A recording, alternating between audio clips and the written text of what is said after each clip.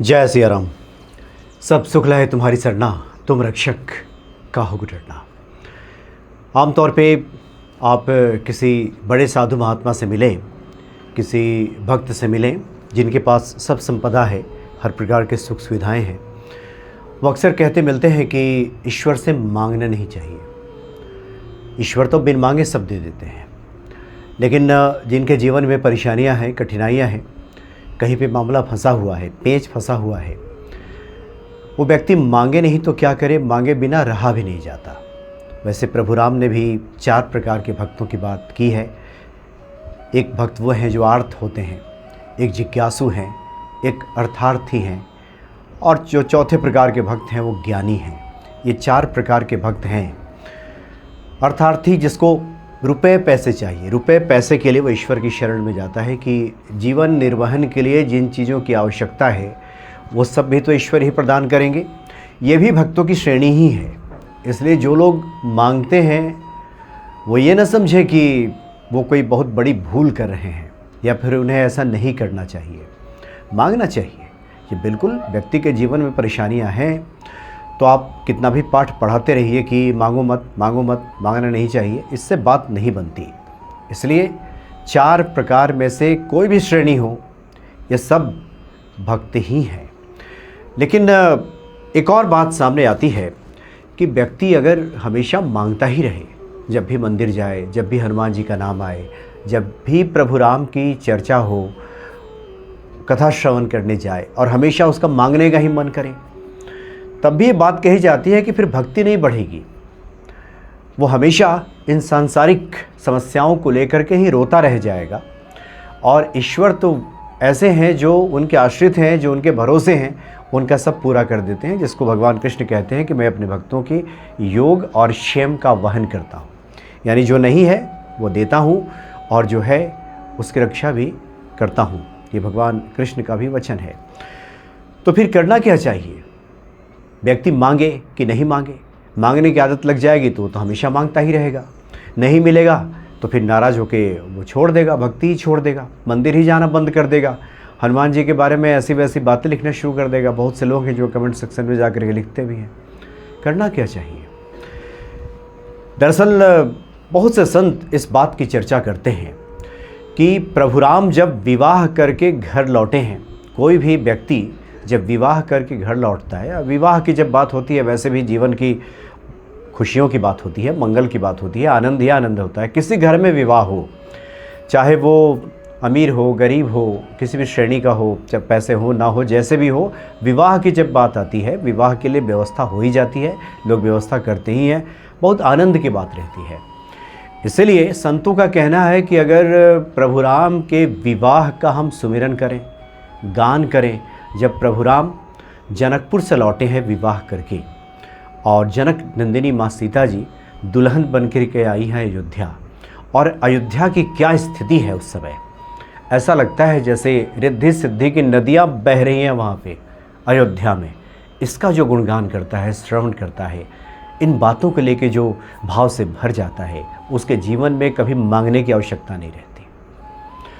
उसकी जो आवश्यकताएं हैं, खास करके जो दैनिक आवश्यकताएं, इसी में तो ज़्यादातर लोग फंसे रहते हैं।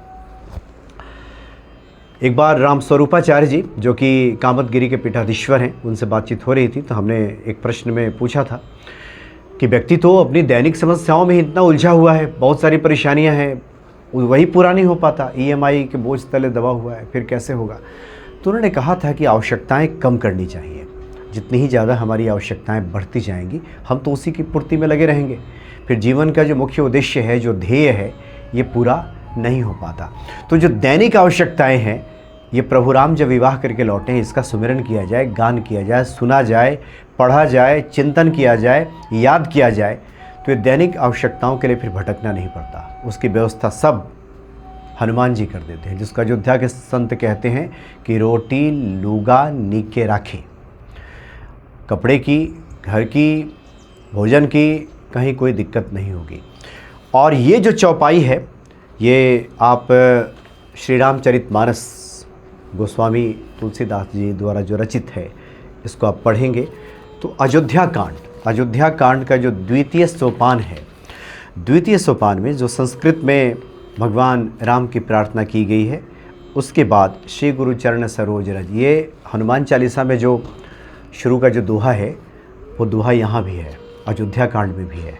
तो श्री गुरु चरण सरोज रज निज मन मुकुर सुधार, बरनौ रघुबर बिमल जस जो दायक फलचार। यहाँ से लेकर फिर जब ते राम ब्याहि घरे आए, जब से प्रभु राम ब्याह करके अपने घर पे आए हैं, नित नव मंगल मोद बधाए, तब क्या स्थिति रहती है।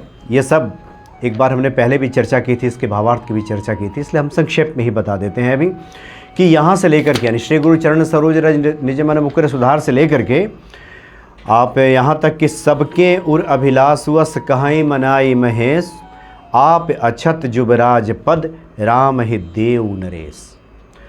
अब प्रभु राम आ गए हैं विवाह करके, सीता जी आ गई हैं दुल्हन बन करके वहाँ पे आ गई हैं अब अयोध्या में। अब वहाँ के नगर के लोग चाह रहे हैं, पहले तो प्रशंसा कर रहे हैं पूरा कि रिद्धि सिद्धि की नदियाँ बह रही हैं। ऐसा लगता है कि बिरंच कर तूती, जो ब्रह्मा जी की जो पूरी रचना है, जो पूरी योग्यता है, उन्होंने सब अयोध्या में लगा दी है। उमड़ घुमड़ कर सुख संपत्ति की नदी बह रही है। ये स्थिति है अयोध्या की। अब सब लोग मना रहे हैं कि अब राम जी को राजा बना दिया जाए। सब ही मनाए महेश, सब लोग भगवान शिव को मना रहे हैं कि अब राम जी राजा। तो यहाँ तक का जो है प्रतिदिन ये जब भी आप मिलेंगे, कथा सुनेंगे विजय कौशल जी महाराज जी का, तो इसकी बात अवश्य करते हैं वो कि कभी भी किसके पास कितना धन होगा ये तो नहीं कहा जा सकता, लेकिन उस व्यक्ति के जीवन में कभी दरिद्रता नहीं आएगी, कभी किसी चीज़ की कमी नहीं होगी, उसका दैनिक काम कभी रुकेगा नहीं, जीवन का जो उत्तरदायित्व है वो कभी रुकेगा नहीं। इतने महत्वपूर्ण ये चौपाई है। तो इस चौपाई का पाठ कह सकता है। वो कहते हैं कि पूज्य डोंगरी जी महाराज जी भी इसकी बात कहते थे। ये संतों का अनुभव सिद्ध, अनुभव सत्य चौपाई है, अनुभव में आई हुई चौपाई है कि जो लोग भी पाठ करते हैं, और कब हम जो हनुमान चालीसा पढ़ते हैं प्रतिदिन की पूजा में, उसके पहले इसको पढ़ लिया जाए। ये मेरे भी पूजा में ये वर्षों से ये चौपाई शामिल है। इसे अवश्य पढ़ना चाहिए, फिर याद भी हो जाता है। और अवधी भाषा ये हिंदी के बहुत करीब है। हिंदी ही समझिए, बिल्कुल कठिन नहीं है, कोई भी पढ़ सकता है। ये कोई संस्कृत नहीं है, क्लिष्ट संस्कृत नहीं है कि पढ़ा ना जा सके। और पढ़ने के साथ साथ इसके भावार्थ से भी हम परिचित हो जाएं तो अति उत्तम होगा। और साथ ही जिन लोगों को पढ़ने में कठिनाई होती है सुन भी सकते हैं।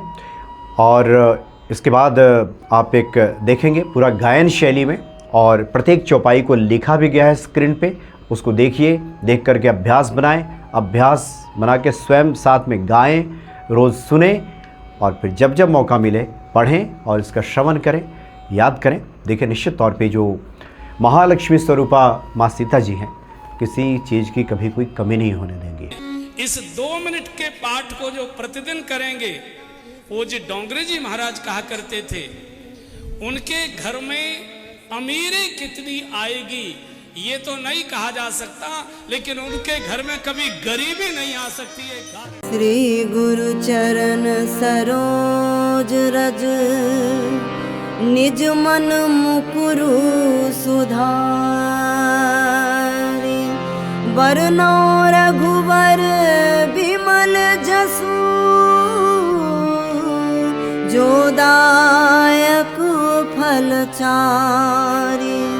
जब ते राम ब्याहि घर आए, नित नव मंगल मोद बधाए। राम सिया राम जय जय राम, राम सिया राम जय जय राम। भुवन चारि दस भूधर भारी, सुकृत मेघ बरसहि सुख बारी। राम सिया राम जय जय राम, राम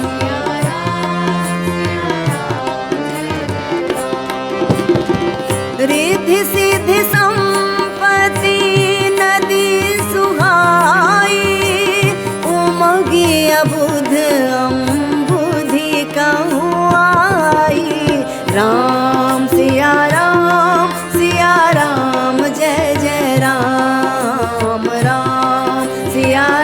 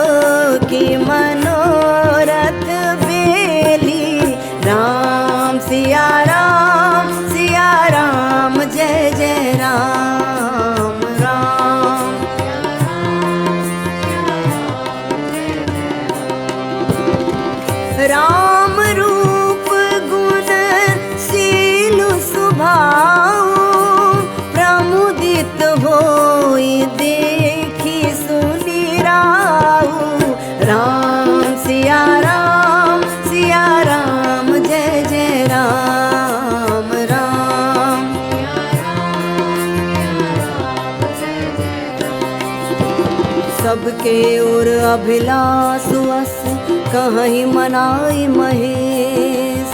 आप अछत जुबराज पद राम ही देव नरेश।